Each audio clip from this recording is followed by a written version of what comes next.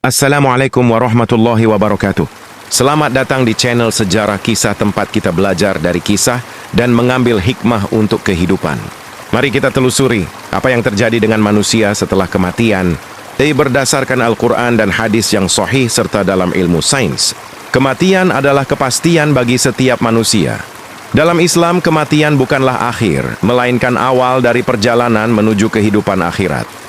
Dua fase penting setelah ajal mendekat adalah sakaratul maut atau detik-detik menjelang kematian, dan kehidupan di alam kubur atau alam barzah.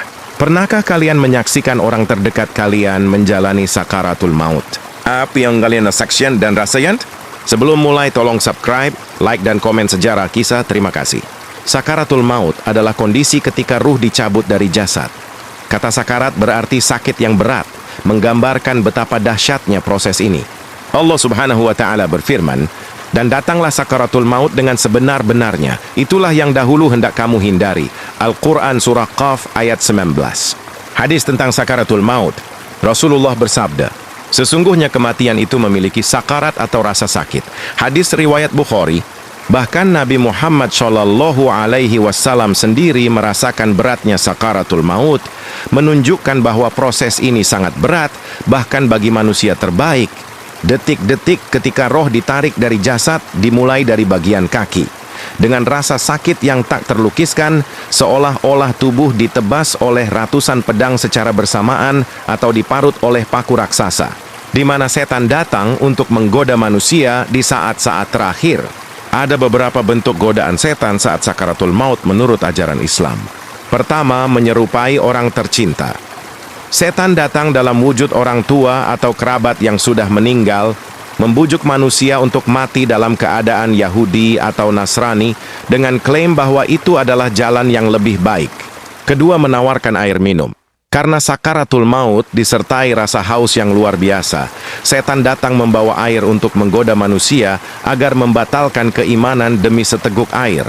Ketiga, membuat putus asa, yaitu setan menanamkan rasa takut dan putus asa dari rahmat Allah, membuat manusia merasa amalannya tidak diterima.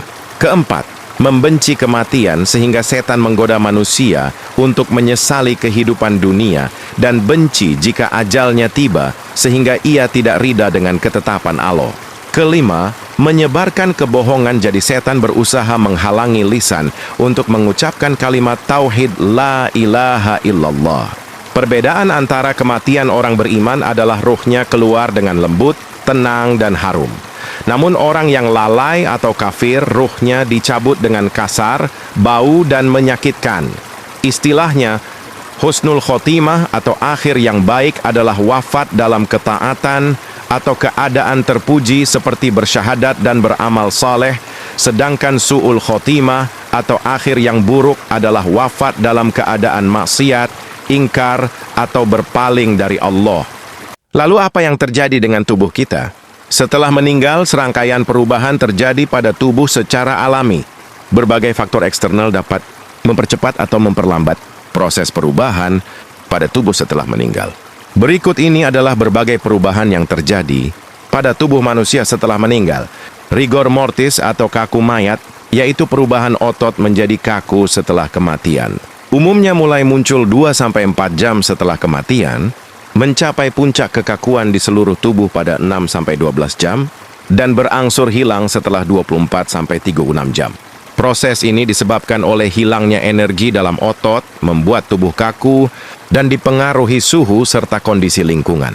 Normalnya, tubuh manusia hidup akan bersuhu 26-37 derajat Celcius. Tapi setelah meninggal, suhu tubuh akan berkurang 9 derajat setiap jamnya.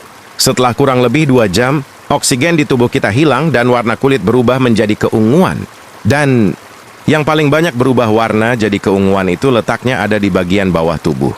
Karena jantung yang harusnya memompa darah udah nggak berfungsi, akhirnya si darah itu berkumpul di bawah efek gravitasi. Para ahli menyebut peristiwa ini sebagai livor mortis. Algor mortis, yaitu perubahan suhu tubuh menjadi dingin setelah kematian. Proses ini hanya terjadi jika suhu sekitar lebih dingin daripada suhu tubuh pada saat kematian. Tache noir, yaitu garis horizontal berwarna merah gelap yang muncul di mata ketika kelopak mata tidak tertutup saat kematian. Pork fluid, yaitu cairan pembusukan yang keluar dari lubang pada tubuh, seperti mulut, hidung, saluran kemih, dan anus. Setelah beberapa menit meninggal, semua sistem di tubuh gak akan lagi berfungsi. Disinilah proses awal pembusukan tubuh dimulai, darah akan jadi lebih asam, dan gas karbon dioksida keluar. Pembusukan atau dekomposisi, yaitu proses pembusukan yang dibantu oleh bakteri yang berasal dari dalam dan luar tubuh. Oleh karena itu, manusia setelah meninggal harus disegerakan prosesi pemakamannya. Tubuh dikuburkan, ditinggalkan sendirian dalam gelap. Dan selamat datang di alam kubur atau alam barzah. Alam barzah adalah alam penantian yang bersifat spiritual, sebagai penghubung antara dunia dan akhirat. Allah Subhanahu wa Ta'ala berfirman, dan di hadapan mereka ada barzah sampai hari mereka dibangkitkan. Quran Surah Al-Mu'minun ayat 100. Di alam barzakh akan datang malaikat mungkar dan nakir. Ruh akan ditanya pertanyaan sederhana, namun menentukan apakah surga atau neraka. Man Rabbuka? Siapa Tuhanmu? Man dinuka? Apa agamamu? Man nabiyuka? Siapa nabimu? Man kitabuka? Apa kitabmu? Aina kiblatuka? Di mana kiblatmu? Man ikhwanuka? Siapa saudaramu? Apa pendapatmu tentang Nabi Muhammad Shallallahu Alaihi Wasallam ini?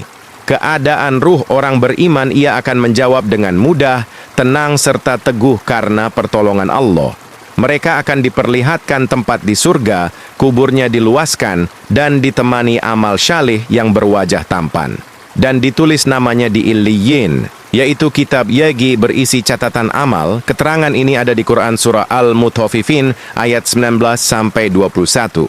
Tetapi keadaan orang kafir atau munafik, yaitu tidak mampu menjawab karena lidah keluh dan akan dipukul oleh malaikat, menimbulkan api di kuburnya, serta akan diperlihatkan neraka dan ditulis catatan amal di Sijjin.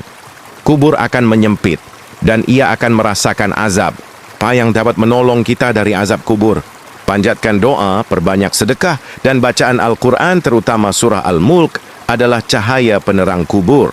3 pintu pahala yang tidak terputus, yaitu sedekah jariyah, ilmu yang bermanfaat, dan anak soleh yang mendoakan orang tuanya. Mereka yang ingin kembali ke dunia, namun tidak akan pernah bisa. Semua ini bukan sekadar cerita.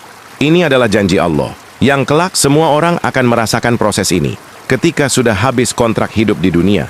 Semoga kita termasuk orang yang meninggal dalam keadaan husnul khotimah.